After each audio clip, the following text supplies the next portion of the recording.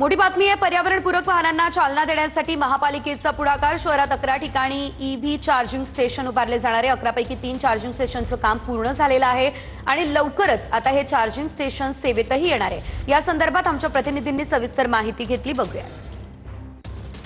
पर्यावरणपूरक वाहनांना चालना देण्यासाठी नागपूर महानगरपालिकेने पुढाकार घेतलेला आहे आणि ज्या ईव्ही गाड्या आहेत त्याच्या चार्जिंगची समस्या जी आहे ती मुख्य समस्या असल्यामुळे महानगरपालिकेने आता अशा प्रकारे ईव्ही चार्जिंग स्टेशन जे आहे ते उभारण्याचा संकल्प केलेला आहे आणि त्यासाठी पुढाकार सुद्धा घेतलेला आहे। शहरातील 11 ठिकाणी अशा प्रकारचे चार्जिंग स्टेशन जे आहे ते उभारले जात आहे आणि त्यापैकी 3 ठिकाणच्या जे चार्जिंग स्टेशन आहे त्याचं काम पूर्ण झाल्याचं चित्र आपल्याला पाहायला मिळते। शहराच्या प्रदूषणात होणारी वाढ जी आहे ती सुद्धा कमी होण्यासाठी फायद्याचं ठरणार आहे।